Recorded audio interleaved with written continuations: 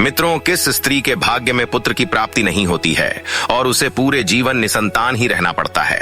और वह कौन से कार्य हैं जो एक पतिव्रता स्त्री को अपने जीवन में कभी नहीं करने चाहिए, नहीं तो उससे पुत्र की प्राप्ति नहीं होती है?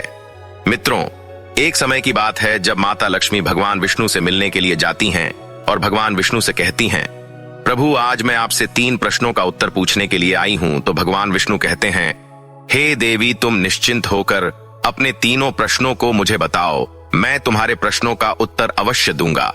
तो प्रश्नों को बताते हुए माता लक्ष्मी कहती हैं, प्रभु मेरा पहला प्रश्न यह है कि वह कौन सी स्त्री है जिसके भाग्य में पुत्र की प्राप्ति नहीं होती है और वह पूरा जीवन निसंतान ही रहती है। और मेरा दूसरा प्रश्न है, वह कौन सी स्त्री है जो समय से पहले ही विधवा हो जाती है और बिना पति के दुखी जीवन व्यतीत करती है। और मेरा तीसरा प्रश्न है, वह कौन सी स्त्री है जो पति के होते हुए भी एक दुखी जीवन जीती है और उसे कभी अपने जीवन में सुख की प्राप्ति नहीं होती है। तो भगवान विष्णु माता लक्ष्मी के तीनों प्रश्नों को सुनकर बोले, हे देवी, मैं तुम्हें एक कथा सुनाता हूँ जिसे सुनकर तुम्हें तुम्हारे प्रश्नों का उत्तर मिल जाएगा, किंतु बहुत ध्यान से सुनना। तो माता लक्ष्मी कहती हैं, आप कथा सुनाइए। प्रभु, मैं कथा को पूरा मन लगाकर सुनूंगी। कथा को सुनाते हुए भगवान विष्णु कहते हैं, एक समय की बात है जब एक गांव में एक सेठ रहता था और उस सेठ के 2 बेटे थे और दोनों की शादी हो चुकी थी तथा सेठ और सेठ की पत्नी दोनों ही बहुत दुष्ट स्वभाव के थे। और सेठ का बड़ा बेटा और उसकी पत्नी भी दुष्ट स्वभाव की थी, लेकिन सेठ का छोटा बेटा बहुत ही अच्छे स्वभाव का था और उसकी पत्नी भी बहुत अच्छे स्वभाव की थी। और वह अकेले ही घर का सारा काम करती थी और घर में सभी के कपड़े भी धोती थी। इतना सब कुछ करने के बाद भी सेठ की पत्नी और बड़े बेटे की पत्नी हमेशा उसका अपमान करती रहती थी। कथा को आगे बताते हुए भगवान विष्णु कहते हैं, सेठ की बड़ी बहू का एक बेटा था और छोटी बहू को एक पुत्री थी। सेठ की पत्नी हमेशा उस पुत्री को लेकर अपनी छोटी बहू को ताना मारती रहती थी। फिर भगवान विष्णु कथा को आगे बताते हुए बोले, हे देवी, अब मैं उस सेठ की छोटी बहू की कहानी अच्छे से समझाता हूँ, क्योंकि उसकी छोटी बहू की कहानी से तुम्हें तुम्हारे पहले प्रश्न का उत्तर मिल जाएगा कि वह कौन सी स्त्री है जिसके भाग्य में कभी पुत्र की प्राप्ति नहीं होती है। तो इस कथा को सुनो।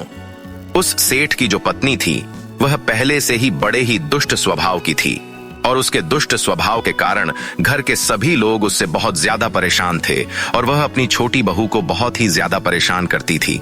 उसको परेशान करने में उसे बहुत मजा आता था। सेठ की छोटी बहू का नाम राधिका था और वह बेचारी राधिका घर का सारा काम करती थी। फिर भी सेठ की पत्नी उसे हमेशा बहुत परेशान करती थी।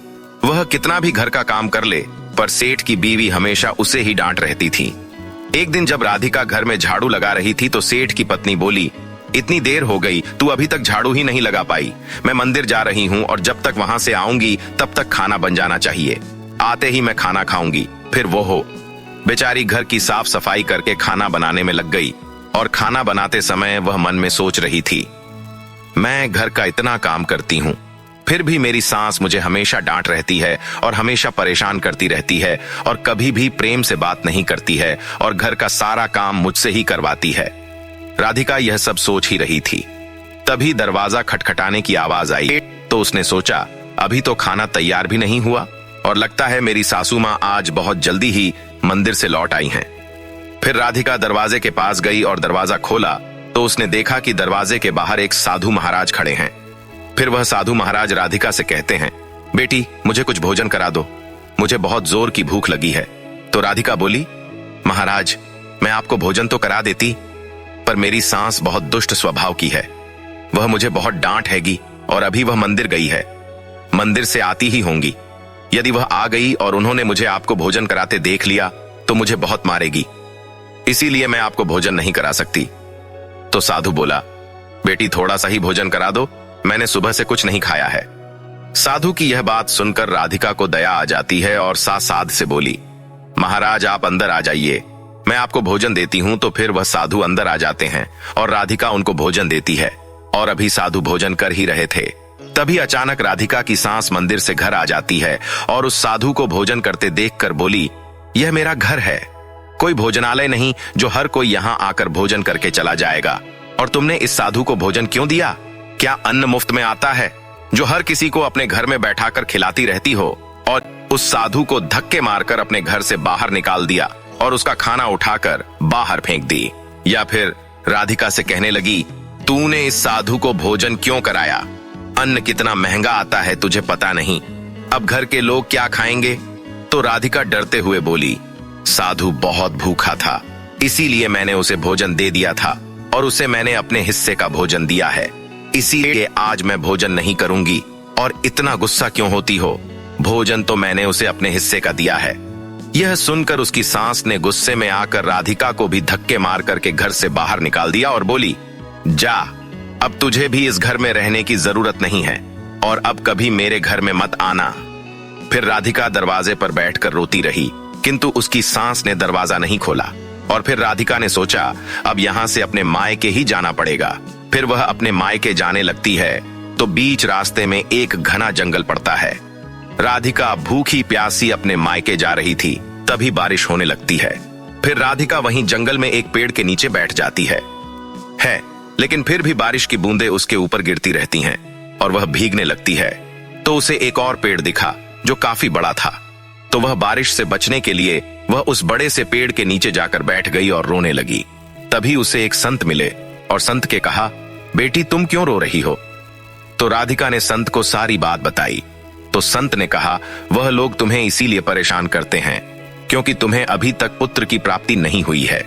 लेकिन तुम चिंता मत करो, मैं तुम्हें एक पर्ची देता हूं जिसमें पुत्र प्राप्ति का उपाय लिखा है। फिर संत ने उसे एक पर्ची दी और कहा, इसमें लिखे उपाय को यदि तुम पूरी निष्ठा से करोगी तो तुम्हें पुत्र की प्राप्ति अवश्य होगी। और फिर इतना कहकर वह संत वहां से चले गए। फिर राधिका अपने मन में सोचने लगी, यदि मुझे भी पुत्र हो जाएगा तो मुझे भी ससुराल में बहुत सम्मान मिलेगा और मेरी सास मेरी बहुत इज्जत करेगी। यह सोच ही रही थी, तभी बारिश बंद हो गई और फिर उसने पर्ची को खोला और पढ़ा तो उसमें लिखा था, पुत्र प्राप्ति के लिए स्त्री को हमेशा अपने पति के बाएं ओर सोना चाहिए। और पर्ची में आगे लिखा था कि मासिक धर्म शुरू होने के प्रथम 4 दिवस में स्त्री और पुरुष के मिलन से पुरुष रोग प्राप्ति होता है, इसीलिए मासिक धर्म के प्रथम 4 दिन पति पत्नी को मिलन नहीं करना चाहिए तथा मासिक धर्म के 5वें दिन मिलन से कन्या की प्राप्ति होती है और 6ठे दिन मिलन से पुत्र की प्राप्ति होती है और 7वें दिन में मिलन से बंध्या पुत्री होती है तथा मासिक धर्म की 10वीं रात्रि में मिलन करने से अति श्रेष्ठ पुत्र की प्राप्ति होती है। और फिर उस पर्ची में लिखी सारी बातें पढ़कर राधिका अपने मन में सोचने लगी, अब मैं इसी जंगल में रहूंगी। फिर वह जंगल में ही कुटिया बनाकर रहने लगी और फिर उसका पति उसे ढूंढते हुए उसी जंगल में राधिका के पास पहुंचा और उससे कहा, तुम घर चलो। तो राधिका ने उसे पर्ची वाली सारी बात बताई और कहा, अब मैं यहीं रहूंगी जब तक मुझे पुत्र की प्राप्ति नहीं हो जाती। यह सुनकर उसका पति भी उसी के साथ जंगल में रहने लगता है। और फिर राधिका ने अपने मासिक धर्म के दौरान मासिक धर्म की 10वीं रात्रि में अपने पति के साथ मिलन किया और वह गर्भवती हो गई। फिर सुबह स्नान करके राधिका पूजा पाठ करने के लिए बैठी हुई थी, तभी उसका पति लकड़ी काटने के लिए चला गया और फिर भयंकर तूफान आया जिससे उसकी झोपड़ी उड़ गई और भारी बारिश होने लगी। और फिर बारिश से बचने के लिए राधिका उसी बड़े से पेड़ के नीचे जाकर बैठ गई और उस पेड़ पर 2 राक्षसी रहती थीं जो इस समय बाहर गई हुई थी। और थोड़ी ही देर बाद वह दोनों राक्षसी पेड़ पर आकर बैठ गई और उसी पेड़ के नीचे राधिका बैठी थी। फिर वह राक्षसी आपस में कहने लगी, चलो सोने के टापू पर चलते हैं। तो दूसरी कहने लगी, पर चलेंगे कैसे? तो पहली राक्षसी बोली, इसमें कौन सी बड़ी बात है, इस पेड़ को अभी उड़ा देती हूं, इसी से चलेंगे। इतना कहकर वो दोनों राक्षसी उस पेड़ पर बैठकर सोने के टापू की तरफ निकल लेती है और उसी पेड़ के नीचे पेड़ की जड़ पर राधिका भी बैठी थी, इसीलिए साथ में वह भी उड़ने लगती है। किंतु राक्षसी को यह बात नहीं पता होती है कि इसी पेड़ के नीचे एक औरत भी है। फिर कुछ ही देर में वह दोनों राक्षसी सोने के टापू पर पहुंच जाती हैं और फिर दोनों राक्षसी को भूख लगी तो वह दोनों पेड़ से उतरकर शिकार करने के लिए चली गई। फिर राधिका पेड़ की जड़ से उतरकर जब सोने के टापू पर पैर रखा तो उसने देखा यहाँ तो सब सोना ही सोना है। तो वह जल्दी जल्दी सोने को अपनी साढ़े आंचल में भरने लगी और जितना सोना भर सकती थी उतना भर लिया और फिर दोबारा से उसी पेड़ की जड़ पर जाकर बैठ गई। फिर कुछ देर बाद दोनों राक्षसी शिकार करके वापस आ गई और फिर पेड़ के ऊपर बैठ गई और फिर दोनों आपस में कहने लगी, चलो अब यहाँ से चलते हैं। और फिर कुछ ही देर में वह दोनों पेड़ को लेकर वहीं पर पहुंच गई। फिर राधिका तब तक पेड़ की जड़ पर ही चुपचाप बैठी रही जब तक वह दोनों राक्षसी वहां से चली नहीं गई। फिर भगवान विष्णु कहानी को आगे बताते हुए माता लक्ष्मी से कहते हैं, अब कहानी को ध्यान से सुनना, क्योंकि यहीं से आपको पता चलेगा कि किस स्त्री के भाग्य में पुत्र की प्राप्ति नहीं होती है। तो माता लक्ष्मी कहती हैं, जी प्रभु। तो भगवान विष्णु कहते हैं, फिर कुछ देर बाद वह दोनों राक्षसी वहां से चली गईं और फिर राधिका उस सोने को लेकर पेड़ की जब से नीचे आ गई और सोचने लगी, यह सारा सोना लेकर मैं अपने घर जाऊंगी और मेरी सांस इतना सोना देखकर खुश हो जाएंगी और मुझे परेशान करना बंद कर देंगी और मुझसे घर का काम भी नहीं कराएंगे। राधिका यह सोच ही रही थी, तभी उसका पति भी जंगल से लकड़ी काट कर आ गया और राधिका से कहने लगा, इतना सारा सोना तुम कहां से लाई हो? तो राधिका ने उसे राक्षसी वाली सारी बात बताई और कहा, चलो अब हम लोग घर चलते हैं। तो उसका पति बोला, ठीक है। और फिर दोनों घर जाते हैं और घर जाते ही राधिका ने अपनी सांस को सारा सोना दे दिया। फिर इतना सारा सोना देखकर उसकी सांस बहुत खुश हुई और उससे पूछने लगी कि तुम इतना सारा सोना कहां से लाई हो? तो राधिका ने अपनी सांस को राक्षसी वाली सारी बात बताई।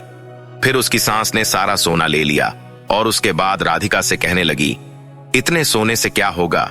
जब वहां पर बहुत सारा सोना था तो तुझे और ज्यादा सोना लेकर आना था, इतना थोड़ा सोना लेकर क्यों आई हो? तो राधिका बोली, मां जी, इतना सारा सोना तो है और लाती तो क्या होता? तो उसकी सांस बोली, तुझे और ज्यादा सोना लाना था जिससे हमारी 7 पुश्ते बैठकर खाती, फिर भी सोना खत्म ना होता। अब तू देख, इस बार मैं जाऊंगी और बहुत सारा सोना लेकर आऊंगी।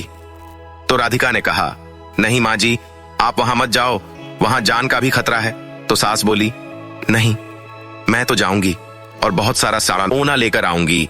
और इस प्रकार उसकी सांस ने उसकी बात नहीं मानी और उसी जंगल में पहुंच गई और उसी पेड़ के नीचे जाकर बैठ गई जहां पर कुछ दिनों पहले राधिका बैठी थी। तो उसे राक्षसी उड़ाकर सोने के टापू पर ले गई। फिर कुछ देर राधिका की सांस पेड़ की जड़ पर बैठी रही और थोड़ी ही देर में वह दोनों राक्षसी वहां आई और उसी पेड़ पर बैठ गई। फिर एक राक्षसी कहने लगी, आज सोने के टापू पर नहीं बल्कि आज नदी के किनारे चलते हैं, वहां पर मछलियां खाएंगे। और इतना कहकर पेड़ को लेकर नदी की तरफ चल देती हैं। अभी उसकी सांस एकदम से बोल पड़ी, तुम दोनों पेड़ को सोना के टापू पर लेकर क्यों नहीं जा रही हो? तभी उन दोनों की नजर उसकी सांस पर पड़ी और उसकी सांस सोचने लगी, यह मैंने क्या बोल दिया? अब तो यह राक्षसी जान जाएंगी कि इस पेड़ पर कोई और भी है। फिर वह ये दोनों ने देखा कि इस पर तो एक स्त्री बैठी है। तो दोनों ने पेड़ को बहुत जोर से हिलाया, जिसके कारण उसकी सांस पेड़ से नीचे गिर गई और उसकी मौत हो गई। उसके बाद जब उसके घर वालों को उसकी मौत का पता चला तो सभी लोग वहां पर पहुंच गए और राधिका कहने लगी, मैंने सासू मां को समझाया था कि वहां मत जाओ, फिर भी वह वहां पर सोने के लालच में चली गई। अब इनके लालच का फल इन्हें मिल गया।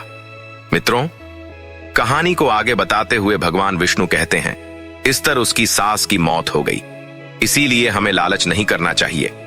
और फिर कुछ समय के बाद राधिका को एक पुत्र हुआ और पुत्र प्राप्ति के बाद राधिका बहुत खुश थी और उसने अपने घर में एक दावत रखी जिसमें उसने बहुत से पंडितों और संत महात्माओं को अपने घर पर भोजन कराया। फिर भोजन करके सभी संत महात्माओं ने उसको बहुत आशीर्वाद दिया और उधर सेठ के बड़े बेटे की बहू, जो हमेशा राधिका को पुत्र को लेकर ताने मारा करती थी, उसका मुंह हमेशा के लिए बंद हो गया। फिर भगवान विष्णु माता लक्ष्मी से कहते हैं, मेरी कथा समाप्त हुई, अब मैं तुम्हें तुम्हारे प्रश्नों के उत्तर देता हूं। तुम्हारा पहला प्रश्न था, कौन सी स्त्री के भाग्य में पुत्र की प्राप्ति नहीं होती है और वह पूरा जीवन निसंतान रहती है? तो जो स्त्रियां संत द्वारा दिए गए पर्ची में लिखी बातों के विपरीत कार्य करती हैं, उनके भाग्य में पुत्र की प्राप्ति नहीं होती है। और जो स्त्रियां अपने पति का आदर नहीं करती हैं और हमेशा उनसे लड़ती झगड़ रहती हैं और अपने पति से हमेशा नाराज रहती हैं, उनके भी भाग्य में पुत्र की प्राप्ति नहीं होती है। इसीलिए प्रत्येक स्त्री को अपने पति का आदर सम्मान करना चाहिए। और तुम्हारा दूसरा प्रश्न था कि वह कौन सी स्त्री है जो समय से पहले ही विधवा हो जाती है और बिना पति के एक दुखी जीवन जीती है। तो समझ लो, जो स्त्रियां पति के होते हुए भी मांग में सिंदूर नहीं लगाती हैं और ना ही मंगलसूत्र पहनती हैं और जहां भी जाती हैं बिना सिंदूर और बिना मंगलसूत्र के जाती है तथा पति के कहने पर भी उसकी बात नहीं मानती हैं और पराये मर्दों के 60 संबंध बनाती हैं, तो ऐसी स्त्रियां समय से पहले ही विधवा हो जाती हैं। इसीलिए एक शादीशुदा स्त्री को पतिव्रता जीवन जीना चाहिए और अपने पति के अलावा पराये मर्दों को नजर उठाकर भी नहीं देखना चाहिए। और तुम्हारा तीसरा प्रश्न था कि वह कौन सी स्त्री है जो पति के होते हुए भी एक दुखी जीवन जीती है और उसे अपने जीवन में कभी सुख की प्राप्ति नहीं होती है। तो समझ लो, यह वह स्त्रियां हैं जो सुबह देर तक सोती रहती हैं और सुबह 8 या 9 बजे के बाद उठती हैं और बिना स्नान किए ही भोजन बना देती हैं और पूजा पाठ भी नहीं करती हैं और कहीं भी जाना होता है तो अपने पति की बिना आज्ञा के चली जाती है। पति के मना करने पर भी नहीं मानती हैं, पति की एक भी बात नहीं मानती हैं। तो ऐसी स्त्रियों के जीवन में कभी सुख की प्राप्ति नहीं होती है और हमेशा दुखी जीवन जीती है। इसीलिए एक पतिव्रता स्त्री को हेम चरित्रवान रहना चाहिए और प्रातः काल में उठकर स्नान आदि करके पूजा पाठ करके फिर भोजन तैयार करना चाहिए, जिससे कि घर में सुख शांति आती है। और माता लक्ष्मी की पूजा भी करनी चाहिए, जिससे कि माता लक्ष्मी प्रसन्न होती है। मित्रों, आपको यह कथा कैसी लगी हमें कमेंट्स करके जरूर बताना।